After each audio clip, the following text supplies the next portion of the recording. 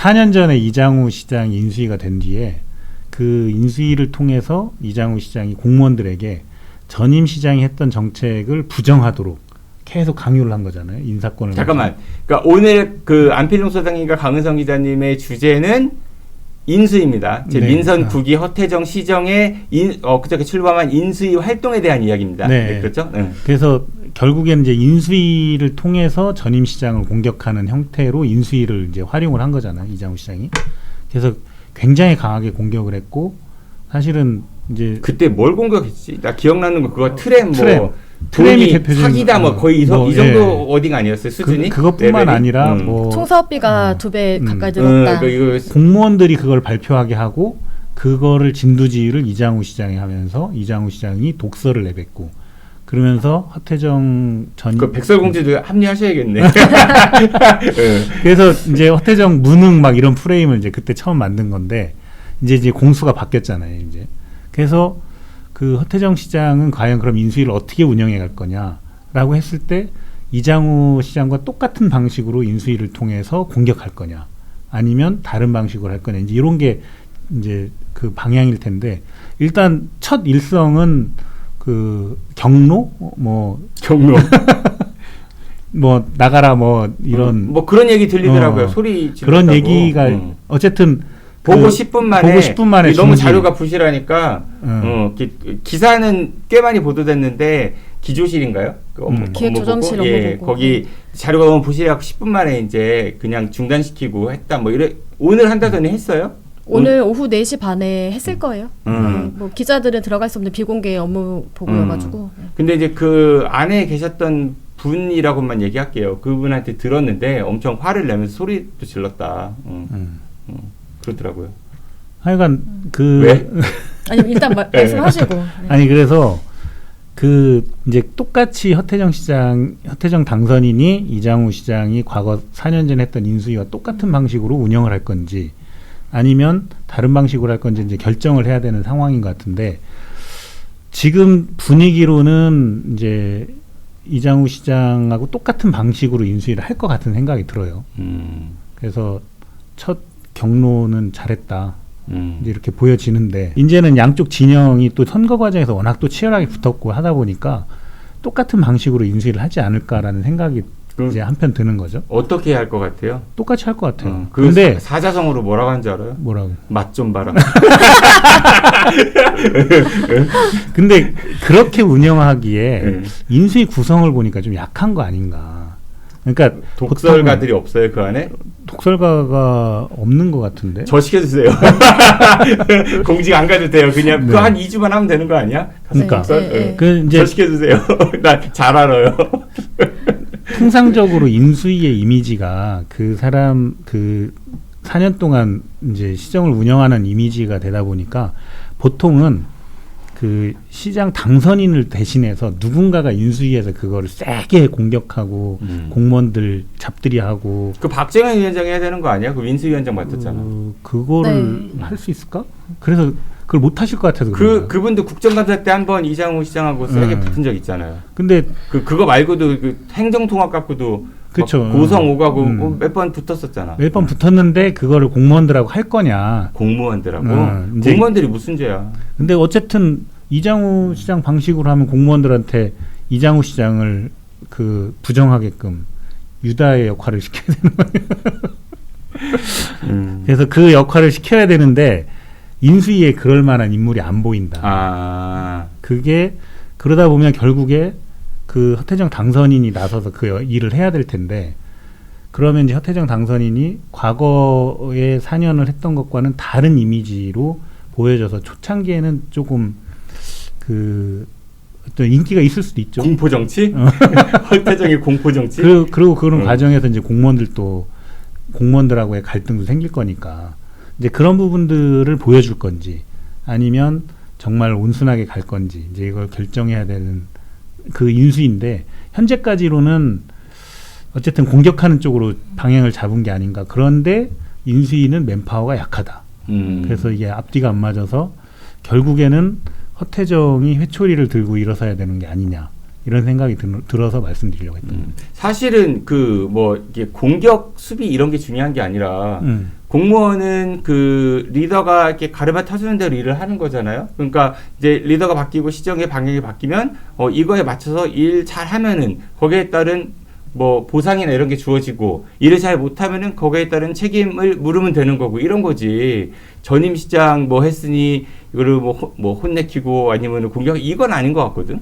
아니, 그러니까 얘기가 이재명 대통령 예를 들어가지고 송미령 장관 좋은 사례 중에 그쵸, 하나인 그쵸. 거지. 어차피 공무원들은 일 잘하면 쓰는 건데, 그러니까 여기서 방식은 점령군은 아닌 거잖아, 사실. 그치. 근데 이장우 시장은 그 공무원들에게 유다의 역할을 시켰으니까 그럼 허태정 시장도 당선인도 그 유다의 역할을 공무원들한테 시킬 거냐 이제 이런 게 있는 거죠. 관전 포인트. 그러니까 그거를 역할을 꼭 시켜야 하나? 근데 할 것 같잖아요. 그러니까 만약에 그렇다라고 하면은 좀 뭐랄까 이 인수위원회가 지금 상황이 어떤지를 확인하고 그래서 내가 다음에 어떻게 펼친다 이거지. 너 뭐 잘못했나 하면 들여다볼 때 이건 아닌 거잖아. 근데 지금 분위기가 그런 것 같아요. 그러니까 잘못한 게 있으면은 그거에 따른 절차에 맞춰서 뭐 무슨 사법적으로 이렇게 뭔가 뭐 손해가 발생했거나, 그러니까 예를 들어 가지고 그 시정을 펼치다 보면 고의가 아닌데도 불구하고 방향이 달라서 손해날 수도 있는 거죠. 그런 거 우리가 배임 물을 수 없는 거잖아요. 그렇죠? 근데 뭐 비리가 있거나 이런 거 있으면은 그거 합당하게 조치를 취하면 되는 거고. 근데 인수위원회가 그걸 밝혀내는 그런 조직은 아닌 거잖아요. 사실 뭐 감사기관도 아니고. 이미 이제 이장우 그러니까 시장이 어떤 취지 말씀인지 알겠는데 이장우 시장이 진영 정치에서 그걸 했고 또 그러니까 그렇게 보는 게 그러니까 그 흐름을 그렇게 읽는 게 과연 옳은 거냐라는 옳고 그름 얘기는 아니고 그냥 그렇게 보여진다는 거지. 인수위가 지난번에 이제 그 현판식 열고 출범하기 전에 지난 그 5일에 이제 지난주 금요일이거든요. 그때 그 당선인하고 허태정 당선인하고 그 대전시 실국장 한 30여 명이 이제 뭐 많은 상견례라고 하지만 그냥 첫 회의를 연 거예요. 네, 거기에서도 그 허태정 당선인이 남은 20여일 동안 약간 기강 잡기를 했거든요. 어떻게 뭐 앉아있어서 이러고 있어요? 얼차례? 머리박어. 네, 이제 진짜 머리박어 했어? 아니요. 네.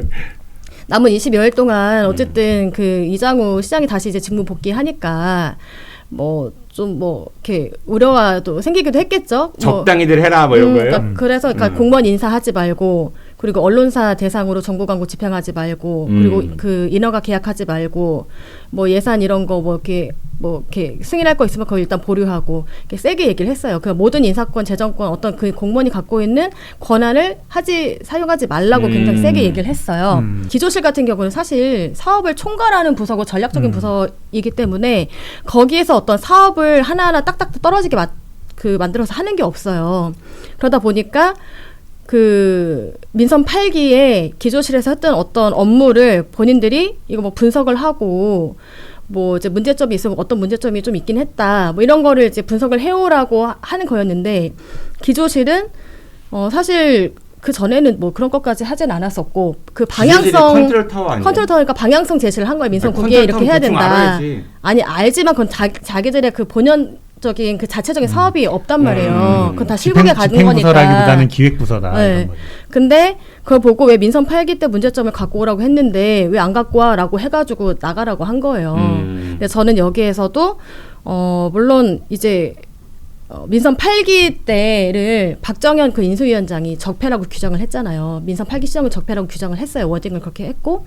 근데 저는 여기서 그 허 당선인이 일단은 두 가지를 좀 이득을 얻은 것 같다. 하나는 어쨌든 조직 좀 기강 잡은 거 하나 있고, 그리고 또 하나는 나 달라진다고 했잖아. 그걸 보여준 것 같고.